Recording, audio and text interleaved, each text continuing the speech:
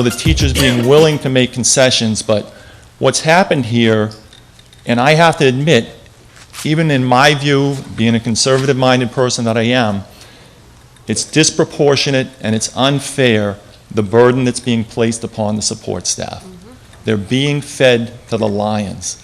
And if the teachers truly cared about the support staff that assist them, they could have opened up the negotiations and addressed some concessions in their own health care plans. Yeah. The current plan that you had up there, pretty sweet plan. $5 copay for a doctor visit. Myself, on my wife's plan, we're paying like $25. Option 6 with the ER copay, the $250, we're already there. We had a daughter that's in college in Portland, went to the emergency room because she didn't have a primary care physician over there, $250 bill. The 5, and whatever it was, I mean, the maximum was, what was it, $40 for a specialist for a copay? That is an excellent, excellent plan. When I left dairy more than 6 years ago, we hadn't maintained that type of a plan. So, I mean, they could have done more to prevent the burden being disproportionately placed upon the support staff. And Todd Westfall and I are of similar mind, and I'm not going to reiterate what he had said, but what is very meaningful to me is that we have the budget committee here and we have the school board. They're in pretty much agreement on the number that is necessary to educate our children in the next school year. That speaks volumes to me. There's been talks about what the sacrifice is going to be, and I concede, based on what the prior funding had been, there's concessions and sacrifices that need to be made. But from my view, I think the data task force data has demonstrated very convincingly to me that this district had been overfunded and overstaffed up to this point. So when the market rises beyond what it can support, there is a correction. And in my view, that's what potentially is going to occur here, a correction. And I know we can make this number work. There's no question that it can't be manageable, as long as people address it the way they should and not try to distort things to suit their agenda. The other districts can do it with that level of money. There's no reason why we can't. And I cannot leave the microphone until, at the request of my loving daughter, she is involved in a number of after-school activities, and I've been whispering in her ear back and forth and let her know that there's a proposed 2.3% reduction to the athletic budget and driver's ed and all that other stuff. That same, the 1400 series. It was in the original $20 million budget. That was just because of the impact of support staff and healthcare, but there's not any reduction in sports or anything. So it's not going to impact sports at all? No. Is that okay, Lexi? Woo! Let's go with me. And I very much appreciate the efforts of all the elected officials as well. I've been there, done that, and I commend you for your efforts. Thank you. Thank you. Ms. Drake? Yes, Cheryl Drake, New Hampton. I would just like to address the class size that you are discussing with all of the cuts to the teachers. I basically have a question on what you anticipate the class size to be. What particular grade are you talking about? Are you talking K about through 8. Don't you lose your I know right now we are about 13 to 21 students per teacher. According to the state, they say that grades K through 2 should aim to be 20 or under, and at no case more than 25, and grades 3 through 12 should be 25 or under, and at no place should be more than 30. We, over the years, have had some issues with some of the sizes of our classrooms being smaller, space-wise. So what we did was we looked at all of the current class sizes, and we said if we were to reduce a teacher at that particular grade level in that particular building, would it exceed the state recommendations? So some of the cuts, There's one cut right now in Bristol Elementary School where we can end up, and we will have 19 and a half kids per class. I don't know where we will cut the child, whether vertically or horizontally, but, and then in Bridgewater Hebron Village School, we currently have a person who's teaching kindergarten, and it's half times kindergarten and half times remediation. We're taking off the half day of remediation, so that's a cut that doesn't affect class size. We are cutting one position, again, this is proposed, and when we get to May and we find out, sometimes kids move in and out of the district, so they're not exactly Right. where we cut. So we would have 22 children in the second grade in Bridgewater, which is over the 20. I guess I don't need all the details on Okay. each classroom. I guess my question is there going to be 25 to 30 per class, is what you're looking at? There are a couple, in the New Hampton school, 27 in a third grade, 24 in a fourth grade. The middle school students, there's 97 that are being proposed for 4 teachers, so that looks like almost 25 per class. So that's what we're looking at. And I thought I heard something about you can get a child, what is it, the class reduction grant? In the past, Title II-A has allowed us to use some money for an unexpected influx of students. It's called the class size reduction amount.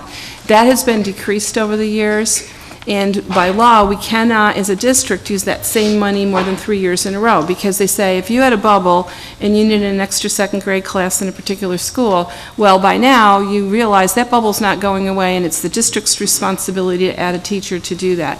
So we cannot cut positions to save money for our budget and then turn around and say we need to add one back in, because that would be called supplanting, and that's an illegal use of federal funds. Also, we were told very recently that depending on the election, in January of 13, the federal government budget for entitlements is going to be potentially drastically altered. So we are being advised not to put full-time positions with year-long contracts into a grant that, number one, we don't know will or will not be cut, and we're being told they're going to be cut significantly. Number two, we can't continue to use them in some places because we've exceeded our 3 years, and now we have to absorb those or lose those positions. And thirdly, the money will change in January. So that's not an option that we're counting on at all. Do you feel that the increased class sizes will affect the education of the children as far as, I know our test scores in the past few years have increased.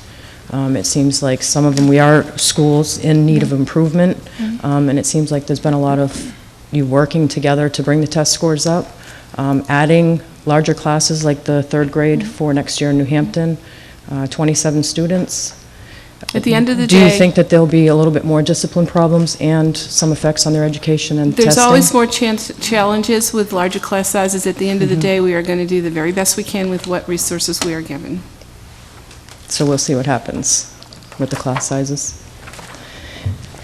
Again, I just want to say thank you. I appreciate that you are trying to reduce our taxes. I know that it is needed throughout all of the communities. I would just ask that you take into consideration the people that are losing their jobs and our students' education. Thank you. Thank you, Cheryl. I would point out that the numbers that were just said, the 27, 24, 23, were the largest ones. If you look at, most of them are 13.3 class size, 13.7, 15, 12, 12, 13, 13, 10.5. So there are many, many classes that have far fewer than I the have 25. researched the state ratio is 17 to 20 for student class size, and that goes along with a lot of the other schools. We do have some areas that are lower, but we have some areas that are higher than other schools. But we do fall in the realm of the medium for the state, for the class sizes. And I think with what these changes that we're making, we are going to be on the higher end and even above the state 17 to 20. We're going to be above that in a lot of areas, and I think that's going to have an effect on the education. Because of the fact that we have 4 elementary schools, and again, I said we went school by school and said, what could we do? And that was one of the reasons, again, the 5th grade move is mainly an economic one, But what we said was, we have 6 fourth grades, and if we consolidated all the fourth grades next year into the middle school, we have 97 students. So we could do that with 4 teachers and have 25 per class. So some of the reasons that we have maybe a 12 and a half, for example, in first grade in Bridgewater Hebron, is if I kept that one, I have 25 kids in kindergarten. And we had one year in Bridgewater where we had 26 children, which already exceeded the 25 in the second grade, and we actually had 22, and we had 5 students move into that school before October. We ended up with 27 students in a second grade class. So we're reluctant to max them out to start with. We do have a lot of transition and people coming and going. So Fran's right that there are some cases where we have 13 and a half, like I said, that's the average, but to have 27 kids exceeds the state limit. So it's a tough call, and that's why I say we have it on paper now, and then as we get closer to the start of school, then we balance it out the best we can. And that's one of the challenges of having 4 separate community schools, and that is a value that this community continues to support. And there are 2 warrant articles to talk about supporting that to a higher level or not. So I know that the board is planning to listen to some other input from other citizens that say, let's have some consolidation conversations to see if we were able to be more efficient with other models. I know when we visited Messinic, they consolidated 3 elementary schools into 1. So this year they have 1 school. So the economy of scale of having your kids together in one location can afford fewer teachers per class, and that is something that drives our numbers up. But that's a value that this community currently holds, and as we go through the process, we are understanding the difficulty in doing that. So we're trying to balance everybody's point of view about that. What will you do when we get closer to the school year, now that you just brought that up, when you look at everything, when you get closer to the school year, if we get 10 fifth graders coming into the area, and then that brings our numbers up higher, 97 and 10, 107 students. What will you do as far as class size then? You just... We're allowed by law to go up to 30 per class if we had to. I was a fifth grade teacher. I taught for 8 years. I had 30 in my class. I had 32 one year. You do the best you can, and you just work with what you have. So you can't predict it. Literally, last year, we had 7 kindergartners move into Bristol Elementary School after April. Just go figure, why that level? One year we had a real big bubble, like everybody that moved in had a 7th grader one year. We have I think our current 10th grade class has 130 students in it, and I have another class that has 86 students in it. So it's just interesting, and we, like I said, we do the best we can as we have to keep adjusting. Okay, thank you. Bear in mind, we have 131 teaching staff in this current budget with 1,300 students, so that's 10 students per average teacher, so there's flexibility in that. That's not in the proposed budget. The proposed budget is less in the existing budget that we're in. Okay. Yes, ma'am. Janet Cody from Bristol. I have several comments and questions. So basically, first comment, I am happy that you're in the mode of cutting.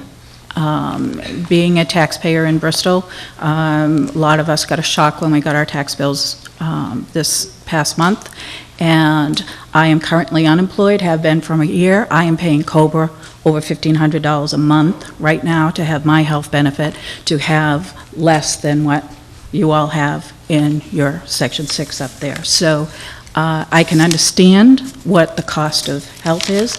I do not feel you have been equitable in how you have divided that up. I am all for you being in that, the Plan 6, but I am not in favor of you dividing that up in an unequitable fashion and only the support staff having to bear the most of that. So I would like you to look at those things as a group and see if you could be more equitable in that fashion. I come to this meeting wondering what the impact is on education, on the students. And I looked at figures on the State Board of Education site before I got here. And I would like you to share where we are with the Board of Education accountability with this district. And to me, administrative cuts should have been made.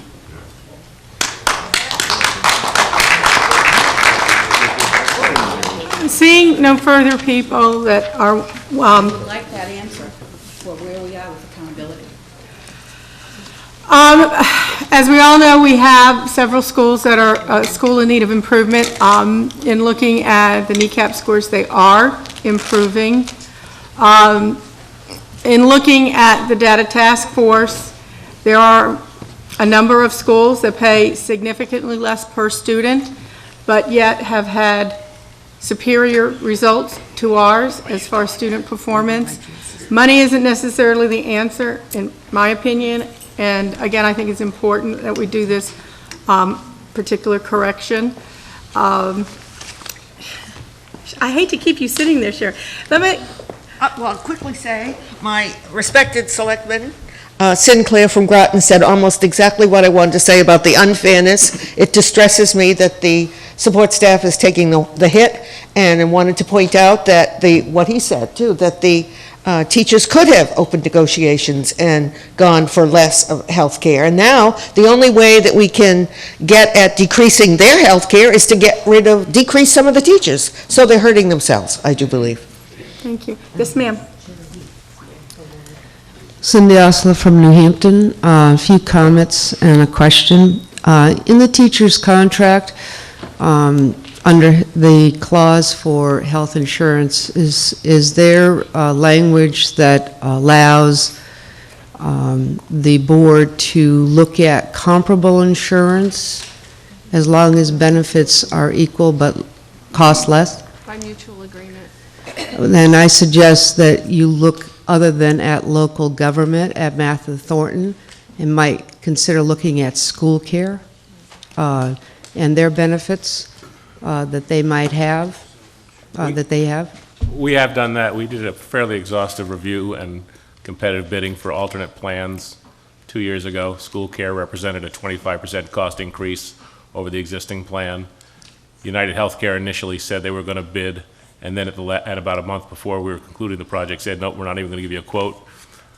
Harvard Pilgrim, through a representative called Primex, offered an option that was, once again, about a 25% increase, and since then, they've pulled out of the state. One of the real challenges is the limited number of underwriting participants in the state of New Hampshire. There's only a couple.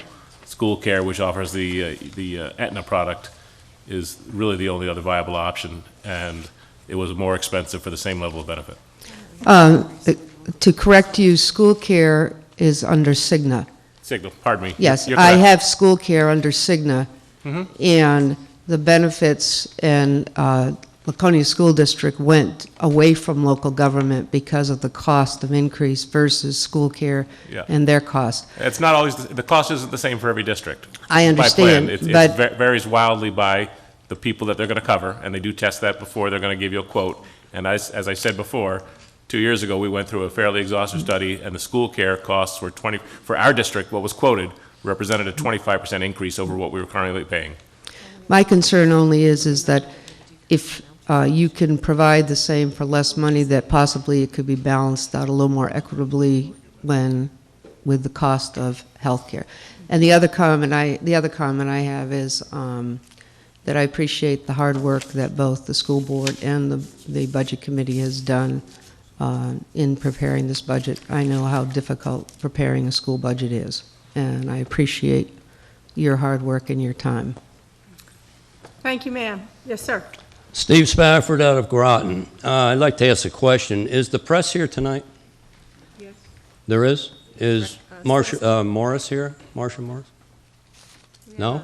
We have a representative from the Citizen. From the Citizen, okay. And the meeting's being taped, so the Okay. meeting is being taped and it will be on local cable. Okay, thank you. The reason I say that is because I've noticed, and I know when the Budget Committee meetings have been held and everything, it seems that I read in the Plymouth Record, I still call it that because up in Plymouth that's what it was when I was a kid, we get a synopsis or a report with, and Marsha Morris, who covers for them, was not there. The letter itself was written, I suggest, by our esteemed Mrs. Ross, am I correct? I wrote a guest commentary. No, I know you did that, but the other ones I'm talking about, when she wasn't there and they got a hold of it, she got a hold of it and it was under her byline. Anyway, I have not. all I'm suggesting is, you did it tonight again, you got everybody riled up about closing schools, cutting here, cutting there, and everything. What has happened because of that is, this board and your board members, from what I understand, have started getting hate mail and phone calls threatening. That is not acceptable. I don't care who it is. And trying to rile everybody up to the point where they're getting these phone calls or by letters, email, that's not acceptable. That is not what we're supposed to be operating under here. And maybe, Archie, you did have something when you said that there is some increases. At our select board meeting, Mr. Lieto, who is our representative on the board, said that they gave you a $10,000 raise in this community and $1,750 for Mr. Rosner. I want to know whether that was rescinded or not. Your comment, Lou, was when I asked why, you said, oh, they haven't had a raise in 2 years. Social Security, I haven't had a raise in 2 years, Cole, either. So I'd just like to know whether or not that is still in the budget. No one has any raises budgeted in this budget. Last year, I received a 2.5% raise. My retirement increase was 2%. The year before, we all received a 0% raise, so I don't know where you got 10,000 from. Mr. Lieto, maybe he would like to take the mic and explain exactly what you said. Repeat exactly what you told us that night at the select board meeting on Tuesday. Okay, go ahead. If I could repeat anything exactly, I'd be a lot better off than I am. But let me correct a few things. You asked me a specific question, and I answered. The question referred to what had been done. That's the previous year. We're talking about the budget, which will take effect starting in June of next year. There are no raises in that budget for the people that you mentioned, period. In addition, just in case you haven't noticed in your mail, you did get a Social Security raise, and it started in January of this year. No, that was before that. That was a month ago. I'm sorry. When we had that Can we that not meeting. have back and forth between, thank you. Second speak? Yes, it is. So Okay. I'm not sure I got my answer on accountability, and I have the state reports for 2011-2012 school year, which gives us the information that you have not met the AYP requirements in reading or math yet, and that you are in corrective action for math, and you are in what is called SINI Year 1. And I'd like an explanation of those. What's your name? Janet Cody. Okay, adequate yearly progress is a threshold that is set by the federal government for the No Child Left Behind Act. And all of our students as a whole need to achieve a certain level. And then each subgroup, including all of the students who have special needs, all of the students who receive free and reduced lunch, all of the students who receive Title I services, all the boys by themselves, all the girls by themselves. Every single subgroup needs to achieve a certain level of progress. If any one of those subgroups doesn't meet the threshold, the percentage in that subgroup, then we are said to not make adequate yearly progress for that subgroup. If the same subgroup doesn't make that progress 2 years in a row, so if the threshold is here and they're improving to here, but they still didn't hit it, then they are called a school in need of improvement. So this year, we had 2 of our 4 elementary schools achieve adequate yearly progress 2 years in a row, which removes them from that list. There were only 11 schools in the whole state that achieved adequate yearly progress and were removed from the school in need of improvement list, and 2 of them were in Newfound. So we're making great progress. A couple of years ago, the middle school did achieve adequate yearly progress, but you have to achieve it for 2 years in a row. They achieved it so well 2 years ago that there's a thing called the 10% safe harbor rule, and they weren't able to achieve another 10% above where they were, so the next year they didn't achieve it. So if you have the same subgroup in the elementary, middle, and high level that doesn't make it 2 years in a row, then you are labeled as a district in need of improvement. So we've joined the 86 districts in the state with that designation. It is, and as soon as we make it this year, the threshold's going to go up even higher. So it's, we can demonstrate consistent growth in our student populations. We can demonstrate progress. We are not at the level that we've crossed that threshold. We are approaching it.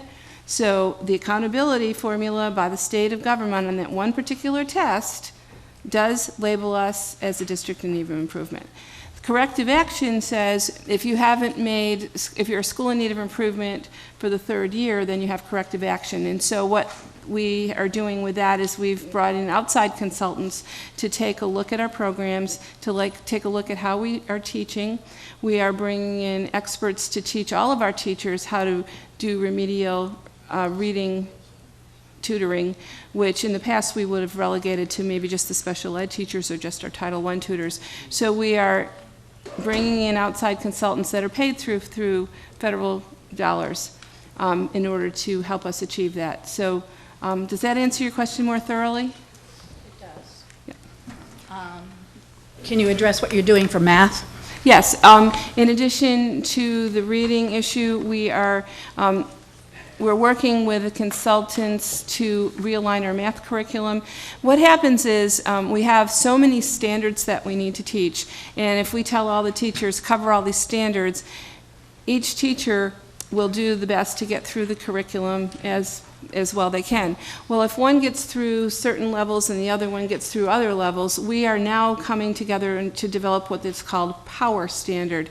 And power standards are, what are those things that are guaranteed curriculum in every single class consistently through the district, that we will make sure that we cover those first, and everybody covers them, and if there's time, we'll do some extra pieces in the curriculum. So we are doing a lot of professional development training, and as I said, we've brought in outside consultants to help us improve those as well. So when I read that more than 72% are partially or substantially below proficient in math. At what level? It doesn't give me that information. Yep. It just says a certain school. But which school?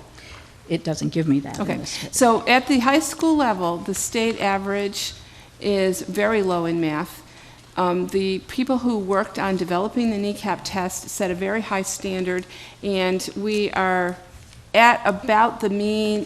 There's a thing called the mean scaled score, and our high school score is about the state average for that. But when you look at the percentage of students who are proficient, we are second in the Lakes region overall. But when we look at our special ed population, that's the place that we get knocked down for that school in need of improvement designation. So what we have done is we are giving double doses of math classes to high school students who are below their skill level. What we used to do is we used to try to tutor and bring their skills up, and we did like a pre-algebra class. But if they weren't sitting through the true algebra class, in addition, they were missing some vocabulary and some concepts because they kept working on catching up their computation skills. So now we're doing those in tandem. We are providing double math classes, and that's part of our strategy to help improve there. Do you know what percentage of graduating students can pass the state math test from Newfound? Going into college? Yes, there's. I don't know what you're talking about. There's a requirement when they go to college to pass a state math test. Do you know what the percentages are for those leaving high school that can pass that test? Are you talking about like an incoming test for college? We don't. For college, yes. I don't know. Different colleges. We don't have a, quote, state math test at the end of high school. We have the kneecap test in 11th grade, so I'm not quite sure what you're referring to. I'm talking about basic math skills that are not there when the students leave Newfound and go to college.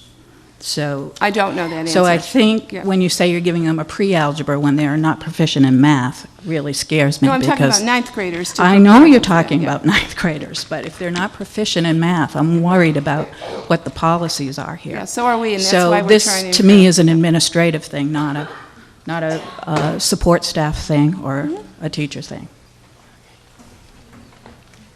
Thank you. I'm going to take one more question. We are at 9 o'clock. We're 2.5 hours into, Mr. Golden, Archie wants to talk again on them.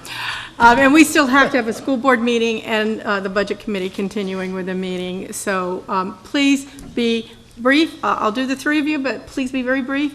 Yes, sir. I promise to be brief. My name is Eric Nelson. I'm from Bristol.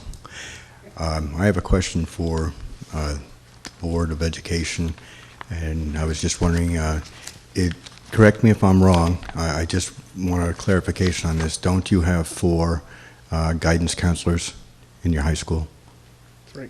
You have 3, and you have a director Well, above we have them? 2 guidance counselors and a guidance director in the high school. Okay, so would it be safe for me to assume that I could say that you have 3? They're in the would think guidance so, but- counseling department, is that correct? That is correct. I find that, personally, I think that's kind of excessive. It's been a while since I've been in school. I'm just trying to think of ways to reduce the cost of educating the children in this town, keep the budget down. It's been a while since I went to high school, and when I went to high school, I didn't even have a vice principal. I understand the school has 2. Is that correct? Not for next year. Not for next year. Not for next year. We're cutting one of those positions. However, I will add that, yes, there are 3 guidance counselors in the high school, but there are also 2.5 guidance counselors in the middle school, and there are another 3.5. No, there's 2 at the middle school, full-time. There's a 4/10 and a 6/10 and then a full-time. All right, so 2 at the middle school, and then there are 4. 1 at each elementary. 1 at each elementary school. So there are 9 guidance counselor teachers. The state minimum standards is, Danbury is 2 days a week. now it's 2 days a week, but it was 4 days a week. The state standard is 1 guidance counselor for every 500 students in the district. For the high school, it's 1 in every, is it 400? 300. 1 in every 300. So with 1,300 students, we should have right at about 3. We have currently 9. All right. I'm glad that we had this discussion because it sounds to me like it might be a little bit excessive. In any event, I believe that if you reduce your overhead in this regard, it seems to be excessive, and I think that some of the programs that the school has is lavish at the expense of the taxpayer. Thank you for your time. Mr. Oger? Yes, I'm really stuck on this issue of that there were no increases in salaries, so I'm going to ask you to look at page 25. And I want you to look at salaries for nurses, and I think you will see there's an 8% increase for the nurses' salary listed there. Now, I also want you to look at page 33, and that's the Office of the Principal Services. You just heard people say that they're going to reduce that by 1 administrator. That's a reduction of $65,000. That's a reduction of $65,000. Now, I don't see a $65,000 reduction on that line in salaries. I see $14,000. There was never the budget to add the second assistant principal last year. So compared to the current operating budget, you're not going to see a reduction because we never added it. What I did was I restructured some other positions that were existing, and it came out to a $12,000 savings to the taxpayer to do that restructuring. And we did that in public with a board meeting. We did it because we have several new high school redesign grants we've talked about through the Gates Foundation and some other things. And so we have, while we are reconfiguring a lot of our programming at the high school and doing some of these improvements through the transition phase, we had an assistant principal for student support, which allowed us to bring 5 students back. Did you see on one line that we had a reduction in transportation for out-of-district placements? Because we used the assistant principal for student support, we opened up an alternative learning lab with some technology available. We were able to take 5 students that we were paying $35,000 in tuition plus $7,000 in transportation apiece. We brought them back to Newfound, and this person is helping to oversee this alternative program and get it established. So now that it's up and running, we will manage it in a different way next year, and we will not use that position again. So you are correct that we did not, you don't see it in that line, but we definitely did reduce the equivalent of that amount, and you would see it in other lines. I'm quite familiar with budgeting, and I'm quite familiar with reassignments and all of these kinds of things and saving funds. And, you know, I compliment you for doing that, but I also am astute enough, and I have been involved enough to know that it's very easy to shift funds and do what they have in mind to do. And, you know, I want to say very clearly that if you as a school board and as an SAU office, if you want to gain the trust of the people, budget for what you need and don't play games with shifting the money around. I have heard tonight a number of times, well, it's the bottom line budget. That's in fact very true. I don't argue that a second. But the only time that you should shift funds is when there's some sort of emergency that comes up, or you're not going to enjoy the trust of voters. Thank you, Archie. The last person is Mr. Golden. Sorry, I'd already called it. I moved down front from up back. I'll yield 2 minutes to the lady. Yes, ma'am. Thank you. I would just like to speak to some of the comparisons that I've heard. Oh, Susan Colby, Bristol, sorry. About the comparisons, I've heard this current budget being compared to how it was in years gone by.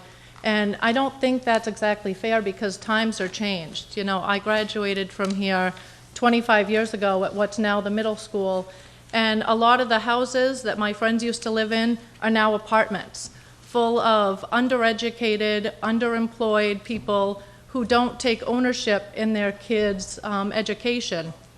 We have the low-income housing that we didn't have when I was in school. So the teachers now are not just teachers. They're not just teaching, reading, and writing. They're parenting, they're mentoring the kids. They're doing much more. They go way above and beyond that they had. I've also heard us compared to other school districts with the same number of kids. Again, you can't compare Bristol to Guilford. In Guilford, you have educated parents who own homes, they're responsible. We don't have a lot of that here. Our income may be the same because the low income is offset by the lake owners, you know, who don't have kids in the school district, who are just, you know, who bring their money, maybe so it offsets what it says that we have. But we're a low, for the student population, it's a low-income population that we have. And like I say, I just don't think it's fair to compare. There were 3 different kids in my friends, or my daughter's friends, that came over last year. They were 3rd graders, and their homework for the whole week was just shoved undone in the bottom of their backpack. Parents didn't look at it, they didn't sign their reading logs, they didn't look at their, you know, parents aren't doing what they need to, so the teachers are expected to do a lot more than they had in the past. So I don't think it's fair to compare us to how it was years ago or to some of the other school districts in the area. I'm all for cutting taxes, just not at the expense of our children. Thank you. I would like to add, just before I recognize Mr. Golden, that one of the columns that was taken into consideration in the data task force was the percentage of free and reduced meals. So the level of poverty in a community was factored in, and there were communities that were much poorer than supposedly the Newfound School District. And Guilford also has a lot of lake property, but they also have some areas that are depressed as well. So you just can't make a broad statement and say we spend more because there's a lot of poor people or parents don't care about their children in the Newfound School District. I think you have that across the state. And so, you know, unless we're far worse than any other community because we're the Newfound area, I think it's very unfair to paint our community that we are somehow, you know, sub residents. Yes, Mr. Golden. I would respectfully disagree with the woman's last comments. I think one of the problems with the school culture today is that the parents are expecting more of the teachers, and we should be expecting more of the parents. On that note, if you'd look at page 19. Your name and town, Oh, Mr. I'm sorry. Golden. Not everybody knows you. I'm Bernie Golden from Danbury. Thank you. On page 19, which is regular academic instruction, line 1100-114, academic interventionist salaries. Admittedly, it's going down in the next budget cycle, but there's still $420,000 plus on that line item. Now, it's my understanding that there are, on average, 1 to 2 academic interventionists in each of the elementary schools. So let's call that 6. That means there's a whole, and if you take their average salary, that means there's an awful lot of money being spent on academic interventionists at the middle school and the high school. Now, the superintendent told me that the academic interventionist's role is to assist children who might not be doing as well as some of their peers. Hello, where are the parents? Okay. I would suggest that there's approximately $300,000 in that line item that could be reduced. The Budget Committee may be talking about reducing the budget further tonight. There is one area that you could consider. In the early discussions that the school board had about healthcare cost reductions, on one particular night there were 6 different votes taken. The first vote was to provide health care for the support personnel for the employee only. But the 2-person in the family plan, the employee would have to pick up all of that cost. The final decision was to have, as Mr. Rossner has laid out several times, it's a partial payment for the second person and the family plan. Bottom line is, based on the numbers I heard here tonight, if the decision was to be re-looked at, and you went back and made a decision to provide health care for the support personnel for just the employee, there's another $315,000 that you could reduce the budget by. Food for thought. My last comment is, it's frustrating and disappointing to know that the Budget Committee, on at least 2 different occasions, has stated unequivocally that they will not consider closing the Danbury Elementary School in the next year. The school board also took a vote at one of their board meetings during the budget discussions to take the closing of Danbury off the table, period. No further discussion. Yet, whenever there's any discussion, or somebody in the audience talks about reducing the budget even further, the first words out of the superintendent's mouth are to close Danbury. When does no mean no? Thank you. Thank you, Mr. Golden. Your question about the academic interventionists, I have a list here. There are 4 in the Bristol Elementary School. There are 3 in Bridgewater Hebron. There are 5 in the New Hampton Community School.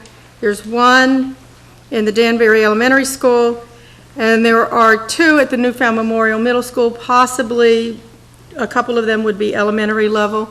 So at the elementary level, there are at least 13 academic interventionists. I know you mentioned that there must be about 6. But there's some of them, a lot of them are grant funded and they can only be used. But they're grant funded, so they don't count. No, they count, but their grant money can only be used for that purpose.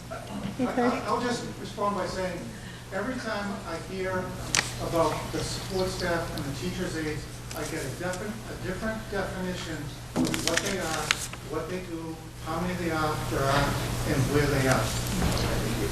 And I know I'm not the only one that's confused. Thank you. We're at a point now, there were a number of issues that were brought up, and since we didn't answer point by point when each person spoke, there are, I think, some issues that were brought up that are still kind of hanging, and I'm going to kind of try to quickly talk about that. Some of them were later covered. Somebody asked about if the 5th grade was moved, what exactly, do we know exactly what positions? Under the existing plan before us, for the $21.597 million, It reduces one math teacher, one math interventionist. At the Newfound Memorial Middle School, there's currently 6. This would reduce to 4. There's only 288 children there. 0.6 guidance. At the high school, it would reduce an English, a world language person, a literacy specialist, a half art position, a half PE position, or 0.5 tech ed. And that, then there's a 1.3 reduction with the transfer to the 5th grade going to the Newfound Memorial Middle School. And those are the positions that will come up to that 15.4 FTEs that you just saw generically listed. As to the health plan and the budget in total, the budget committee is elected by everyone, not just parents who have children in the school system. So we have a responsibility to try to come up with a spending plan that will give a good, adequate education to our children as required by state law. But we also have to bear in mind that there are a lot of people out there hurting. It is a very bad economy. A lot of people can only dream of having health insurance and a retirement plan and a job, and they've been carrying the freight. And to see costs continuing to go up and up and up while enrollment is going down and down and down, we have to listen to their concerns. I know many of you are upset with the change in the support staff. Under this scenario, it's a $700,000 impact. Under the original scenario of a $20 million budget, they were going to have no insurance. So that was a big concession and concern. We heard that, yes, it wouldn't have been so painful if teachers would have been required with an opening of the contract to pay more of their health insurance costs.